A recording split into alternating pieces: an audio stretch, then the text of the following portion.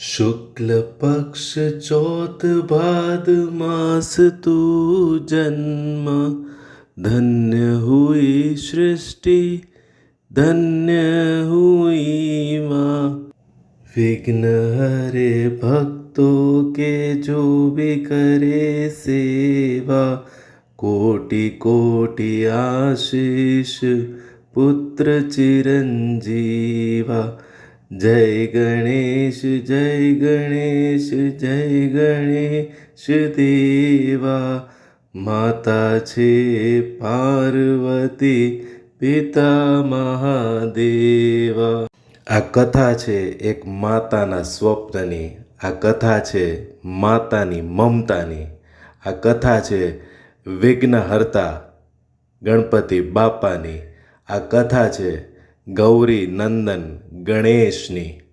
એકવાર માતા પાર્વતી જ્યારે મહાદેવ શિવ કૈલાશ પર યોગ સાધનામાં કર્મમાં લીન હતા ત્યારે માતા પાર્વતી પોતાની માતૃત્વની ઝંખના કાજે, આ જગતને વિઘ્નહર્તા દેવાના કાજે પોતાના શરીરમાંથી એક પૂતળું બનાવે છે અને એમાં પોતાની આત્મશક્તિથી પ્રાણ ફૂંકે છે અને એ છે આ જગતના વિઘ્નહર્તા શ્રી ગણેશ। પોતાના મમતાના સ્નેહ અને પોતાના રોમ રોમમાંથી બનાવેલા એ વિઘ્નહર્તા ગણેશના આવવાથી જ માતા પાર્વતી એટલા પ્રસન્ન થઈ જાય છે કે સમયનું ભાન ભૂલીને પોતાના પુત્રને ખોળામાં લઈને જાણે કે અનંતની વાતો કરવાની હોય એમ લાડકોડથી પોતાના પુત્રને સ્નેહભરી મમતાભરી વાતો કરવા લાગે છે। સમય ક્યાં વીતી જાય છે એનો ખ્યાલ જ નથી આવતો। ફરી જ્યારે માતાને સમયનું ભાન થાય છે એટલે માતા વિચારે છે કે હવે હું સ્નાન કરવા જાઉં અને પોતાના લાડકવાયા ગણપતિ બાપાને કહે છે કે હે ગણેશ, હવે તમે થોડી વાર અહીં દ્વાર ઉપર રહો, ધ્યાન રાખો, કોઈ આ શિવાલયની અંદર પ્રવેશે નહીં। હવે હું અંદર ભવનમાં જઈને સ્નાન કરવા જાઉં છું, ધ્યાન રાખજો કોઈ પણ વ્યક્તિ, કોઈ પણ દેવ દેવતા કોઈ અંદર ના આવવું જોઈએ અને હું જ્યાં સુધી સ્નાન કરીને ના આવું ત્યાં સુધી તમે અહીં જ રહો। પોતાની માતાની આજ્ઞા સાંભળીને કહે છે જો આજ્ઞા માતા, એમ કરીને ગણપતિ બાપા ત્યાં દ્વારપાળ બનીને પોતાની ફરજ બજાવે છે અને માતા પાર્વતી સ્નાન કરવા જાય છે। કૈલાશ પર પોતાની સમાધિમાંથી સમય કાઢીને મહાદેવ શિવ પોતાના ભવન શિવાલય પરત ફરે છે। જુએ છે તો દ્વાર પર એક સુંદર મજાનો બાળક એ દ્વારપાળ બનીને જાણે દ્વારની રક્ષા કરી રહ્યો એમ। ભગવાન શિવ કુતૂહલવશ પૂછે છે એ બાળક તમે કોણ છો? ત્યારે પોતાની માતાની આજ્ઞામાં ફરજ ઉપર ઊભા રહેલા બાળ ગોપાળ ગણેશ કહે છે કે તમે કોણ છો? તમે મને આવા સવાલો કેમ કરો છો?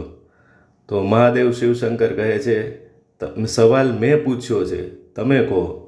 તો કે હું તો મારી ફરજ પૂરી કરું છું।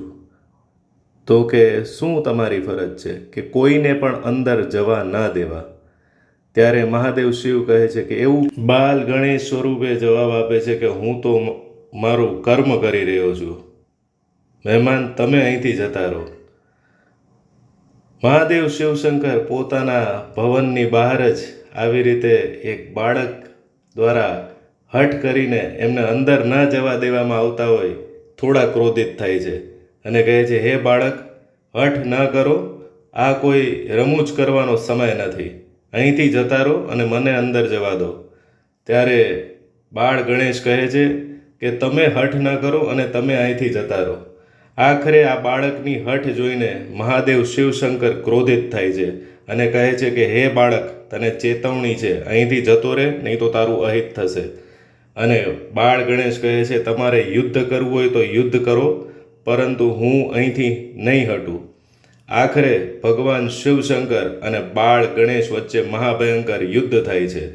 શરૂઆતમાં તો મહાદેવ શિવશંકર એક બાળકની હઠ તરીકે એક હઠી બાળક સાથે યુદ્ધ કરતા હોય એવી રીતે યુદ્ધ કરે છે, પરંતુ આખરે એ બાળક હઠ ન છોડતું હોય એમ માનીને બાળકને ચેતવણી આપે છે કે હે હઠી બાળક, તે તારી બધી સીમાઓ વટાવી દીધી છે, હવે તૈયાર થઈ જા, હું તારો વધ કરીશ.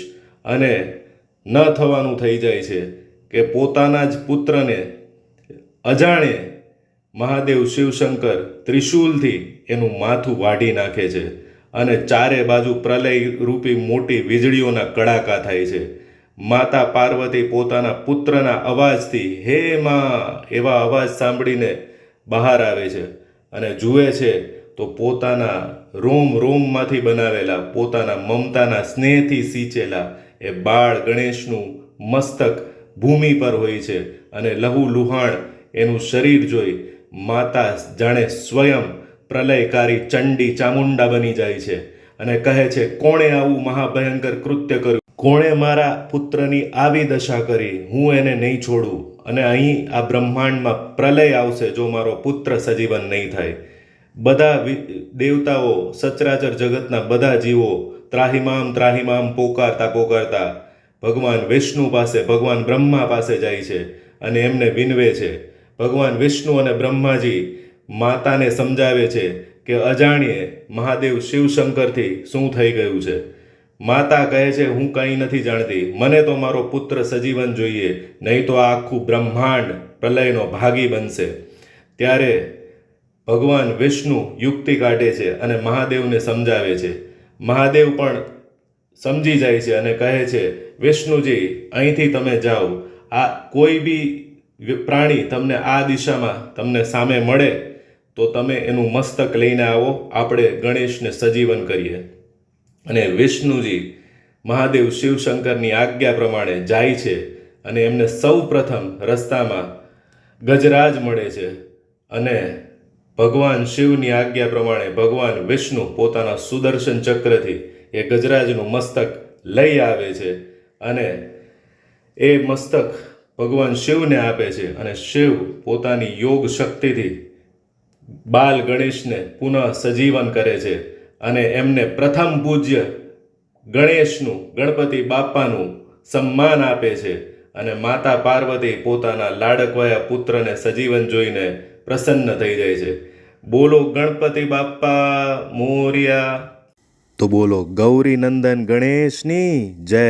ગણપતિ બાપ્પા મોર્યા. નમઃ પાર્વતી પતે હર હર મહાદેવ હર. મિત્રો, તમને આ ગણપતિ બાપાની કથા ગમી હોય, આજે વિનાયક ચતુર્થીના દિવસે અમારી સ્ટોરી ટેલિંગ સ્ટાઇલ ગમી હોય તો વિડીયોને લાઇક અને શેર જરૂર કરજો. વધારે ને વધારે લોકો જુએ એવો પ્રયત્ન જરૂર કરજો અને કમેન્ટમાં ગણપતિ બાપ્પા મોર્યા, હર હર મહાદેવ હર લખીને મારો પણ ઉત્સાહ વધારજો. ફરી મળીએ પછીના વિડીયોમાં. ત્યાં સુધી જગદંબ.